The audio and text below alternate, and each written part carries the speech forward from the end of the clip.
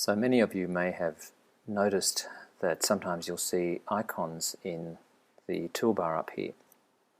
And these icons are shortcuts to things that are in Vectorworks preferences. So in this preferences dialog, for example, in the edit window here, you'll see there's auto join walls, in display there's rulers, black background, zoom line thickness, all sorts of things in here that's quite tedious to come in and to the Vectorworks preferences to turn them on and off. What you can do instead of opening that dialog all the time is to click on this little triangle here, and anything that has a tick beside it will appear as a quick preference here. So you can see I've got black and white only, black background, show grid, show rulers, zoom line thickness, and so on. It's ticked here, and that's what these icons here are for. So let's have a look at what some of these might do and how convenient they are being here. So I've got the rulers, so if I wanted to turn the rulers on or off, I just click that and the rulers appear on the drawing.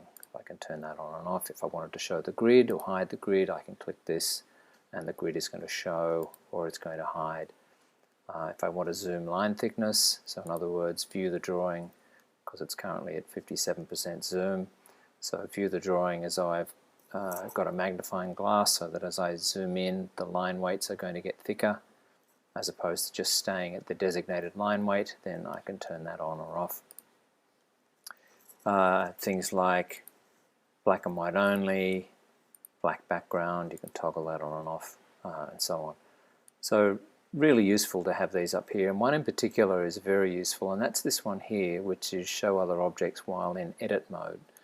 So here I've got a symbol, and if I double click the symbol to edit it, you'll see that the rest of the drawing has disappeared. If I click this on, I can now see the rest of the drawing here in grayed out, so that allows me to position this symbol in relation to other things in the drawing.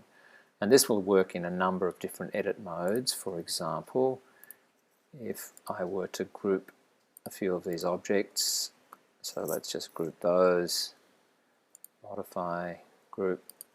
So we've now got a group of those objects, double click to edit the group, and you'll see I'm now in the group and the rest of the objects have disappeared. So if I click that again, now I can see the objects that are outside the group by simply toggling this on and off. So it's a really handy way of quickly turning these things on and off without having to go into the Vectorworks preferences every time.